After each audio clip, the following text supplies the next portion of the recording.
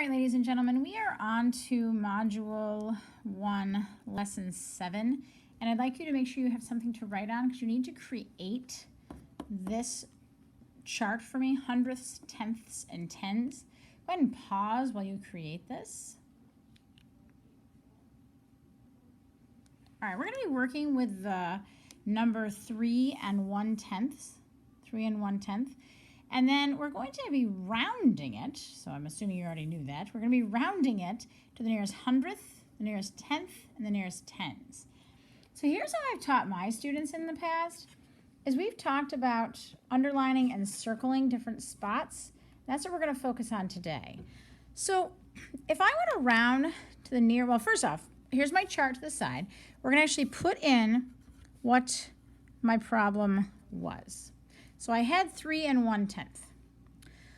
So if I'm rounding to the nearest hundredths, well, I need to ask myself, how many hundredths do I have? Well, I have ones, I have tens, and I have 0 in my hundredths place. So what I've taught my students to do is I've taught them to dot under your place and draw a line to the left. So I dotted my hundredths, and I drew a line to the left, because that's technically how many hundredths I have. How many hundredths is that? Well, that's 310 hundredths, which looks like this. And you guys know that that's the same as 3 and 1/10. So if I have 310 hundredths, here's what it's going to look like. You're going to put that 310 here. Now, because it does have the decimal, we're going to keep that decimal in there because that's what we're working with. But then we ask ourselves, well, if I have 310 hundredths, what's one more hundredth? Well, that would be 311 hundredths. So 310 hundredths, 311 hundredths, or 3 and 11 hundredths. Then I have to figure out my midpoint. You always keep what you dotted and underlined, so that stays here. And then you find that mid number. And we all know the mid number is 5. And then you can figure out, where does 3 and 10 hundredths, or 3 and 1/10 fall? Well, since it is 3.10, it's going to fall right schmacky dab here, which means he rounds to 3 and 1/10 in the hundredths. Seems simple enough, or you might be thinking not so much. Let's go ahead and do our tenths. So again, we write our number, and we say, how many tenths do we have? We dot under our place, and we draw a line to the left. I have 31 tenths, or 3 and 1/10. What's one more than 31? That would be 32 tenths. And what's my midpoint? I keep what I dotted and underlined, and then I put in that halfway mark. Halfway is always 5. Then I say, where does 3 and 1/10 fall? Well, since 3 and 1/10 is the same as 3 and 1/10, or 31 tenths, I would fall right here, and it would round to 3 and 1/10. Again, relatively simple. Now is going to be the harder one. 3 and 1/10, round to the nearest tens. Do I have any tens? I don't have any tens. So I dot my tens place and draw my line. I still have nothing, so it's going to be a big fat hairy 0. I have 0 tens. What's one more 10? Well, 1/10. I had 0 tens, now I have 1/10. What's the midpoint? 5. And where does 3 and 1/10 fall? Above 5 or below 5? Well, hopefully you said below 5. So if 3 and 1/10 falls here, it rounds down to, yep, it's worth 0. All right, so that was a pretty simplistic one. We're going to get a little more challenging with this next one. Go ahead and draw me 3 new charts, 3 new vertical number lines. And this is the number that we are working with down here at the bottom. Don't label these top ones yet. I'll tell you what to do in a second. So go ahead and pause while you create 3 more vertical number lines and write down this number, 114 and 625 thousandths. Go ahead and pause to do that.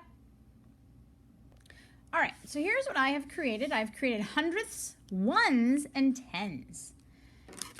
And we are working with the number 114 and 625 thousandths. 114 and 625 thousandths. I've created a chart as well. Oh, looks like I need to put my hundreds in here. 114 and 625 thousandths. All right. So if I want to round to the nearest hundredth, remember I put a dot under my hundredths place, and I come all the way to the left, and I say, how many hundredths do I have? Well, I have 114 and 62 hundredths. But then, of course, I put that 0 in there for that 5, because the rest would be 0. 114 and 62 hundredths. So what's more than 114 and 62?